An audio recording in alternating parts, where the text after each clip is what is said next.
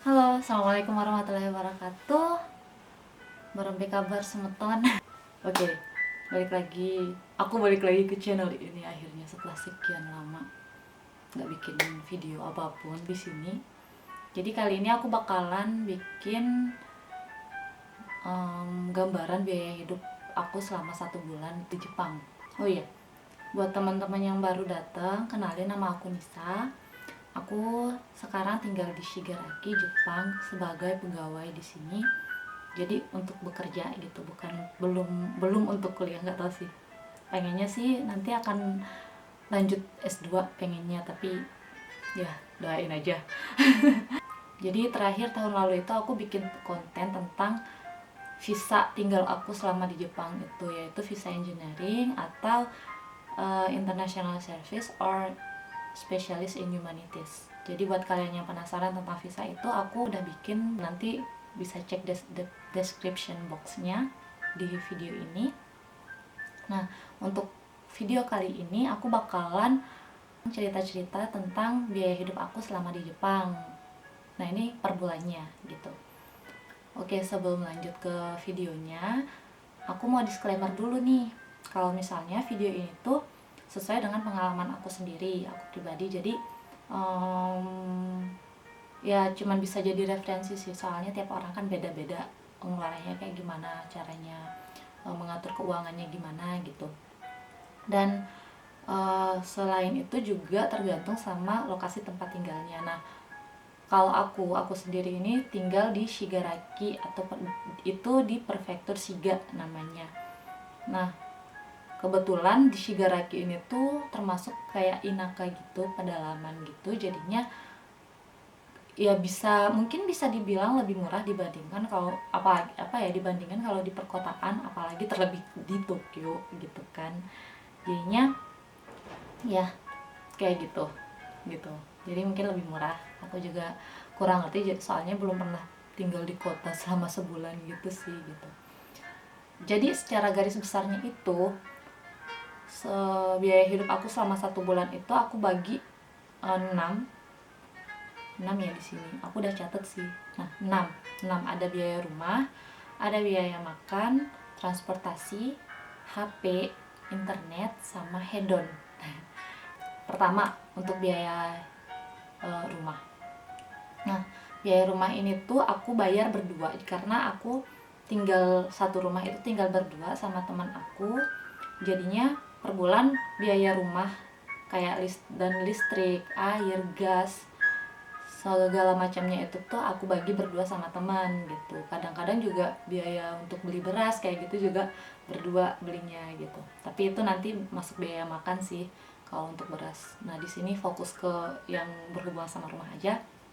Rumahku ini tuh bentuknya itu ikenya namanya, bukan termasuk apartemen atau mansion gitu.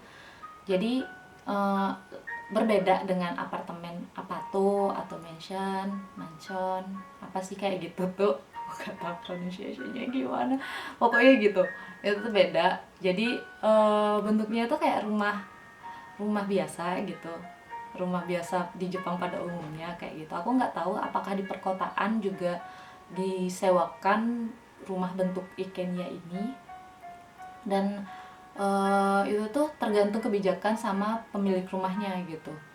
Kalau di sini, kalau di rumah yang aku sewa ini tuh kebijakannya itu tergantung berapapun orang yang tinggal, tapi biaya sewa rumahnya itu per bulan itu tetap sama gitu. Jadi sebelum aku pindah ke sini, temanku ya bayarnya ya tetap satu rumah per bulan sendiri gitu. Nah, setelah aku tinggal jadinya biaya rumahnya bagi dua.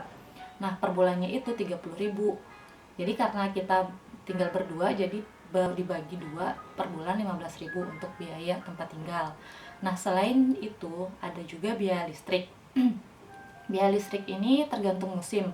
Kalau misalnya winter, itu tuh bakal lebih mahal dibanding pas musim-musim yang lain, karena dipakai untuk kayak penghangat kotatsu, kayak apa ya, meja hangat gitu kotatsu, atau enggak apa ya, karpet penghangat kayak gitu, atau enggak futon juga pakai listrik semua. Jadi relatif lebih mahal dibandingkan musim-musim yang lain kayak gitu.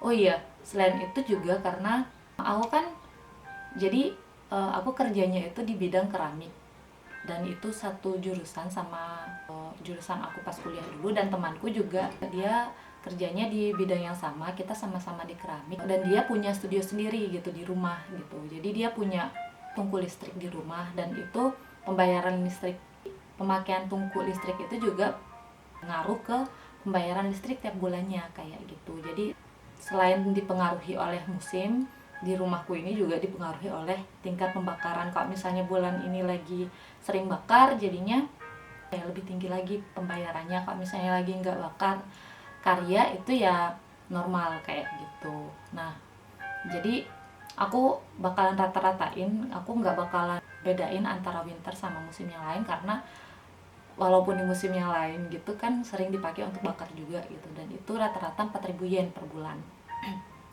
kayak gitu. Nah, lanjut ke gas.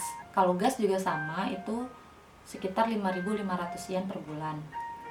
Nah, untuk air ada air juga. Nah, untuk air ini kita bayarnya sekali per 2 bulan. Itu tuh sekitar 2.500.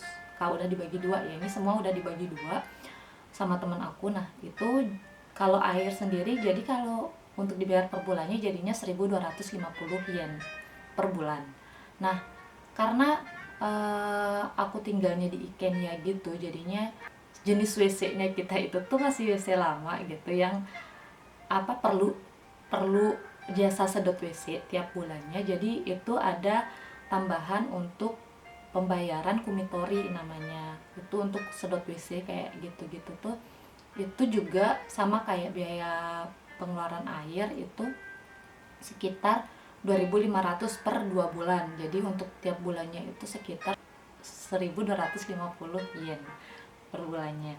Nah, selain itu semua tadi kan ada listrik, gas, air, sedot WC, ada juga minyak tanah, karena di sini untuk musim dingin apalagi kita butuh penghangat ruangan ekstra gitu kan.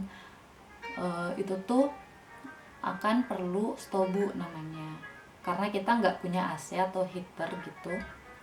Jadi kita pakainya stobu, yang itu tuh pakai minyak tanah untuk ngidupinnya gitu. Nah, kalau pemakaian minyak tanah ini biasanya pas winter aja itu sekitar 1.500 sampai 2.000 yen, 2.500 yen tiap bulannya. Itu bisa beda-beda tergantung pemakaian, tapi aku rata-ratain di sini 2.000 yen per bulan untuk minyak tanah. Nah, itu semua untuk keperluan biaya biaya tempat tinggal ya, biaya tempat tinggal. Selanjutnya ada biaya makan. Nah, kalau biaya makan ini itu sebenarnya beneran tergantung tiap orang. Aku pernah yang sampai 12.000 yen per bulan pernah ya, tapi itu cuman sekali kayak ya. Aku juga masih masih nggak bisa sehemat itu gitu.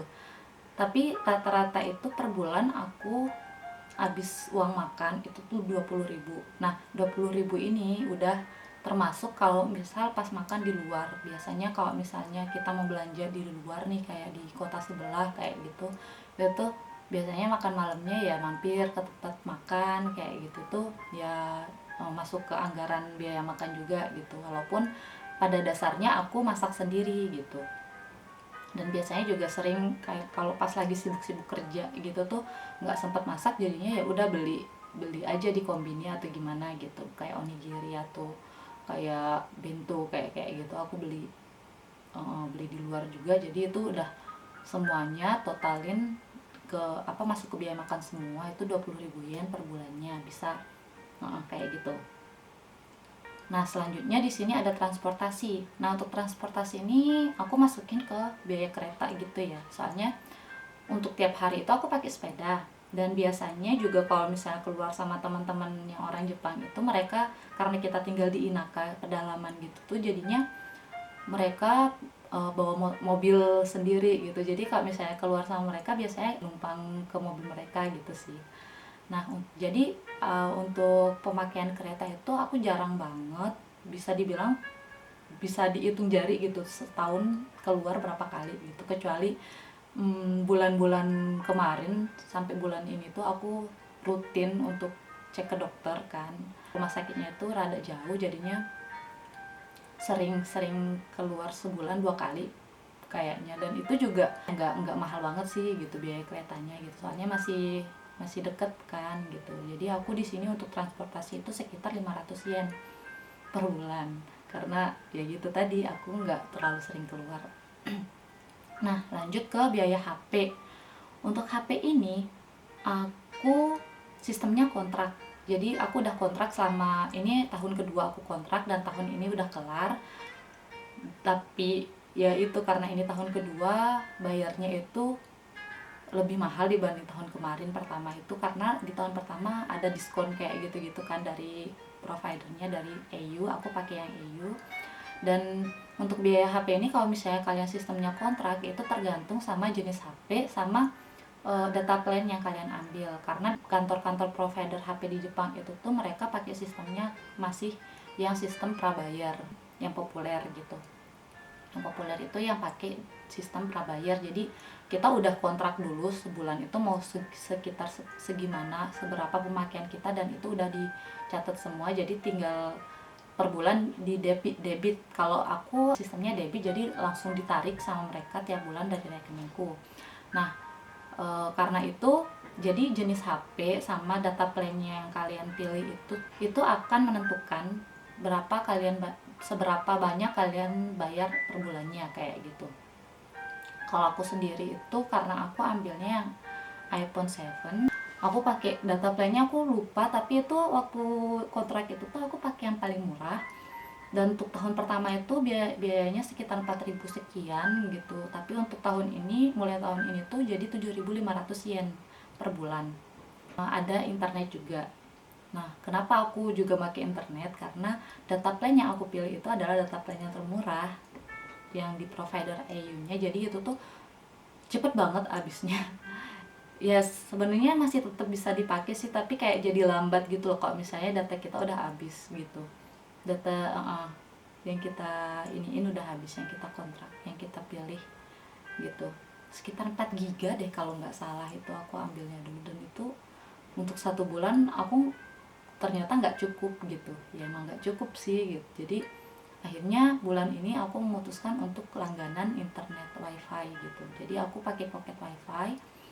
Dan aku beneran baru mulai bulan ini, jadi aku masih belum beneran ngerti gitu, karena wifi ini diklaimnya itu unlimited, tapi nggak tahu beneran atau enggak. Jadi nanti aku bakalan bikin video lain tentang wifi ini, apalagi buat teman-teman masih bingung gitu kan, mungkin nanti informasi tentang wifi bisa membantu. Nah untuk saat ini untuk pembayarannya itu per bulan 4.500 sudah unlimited klaimnya gitu.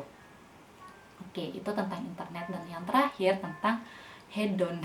Hedon ini maksudku itu di luar ya biaya sekunder gitu sih, di luar biaya primernya aku gitu. Jadi kadang butuh barang-barang pernak-pernik apa gitu aku beli gitu, terus aku beli masuknya ke hedon ini gitu.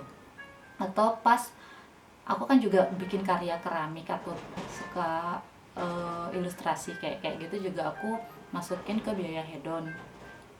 Terus juga kadang tuh misal bulan ini juga lagi beliin temen hadiah, dia ulang tahun atau gimana gitu, itu masuknya juga ke biaya hedon. Jadi semua yang nggak primer itu aku masukinnya ke hedon gitu.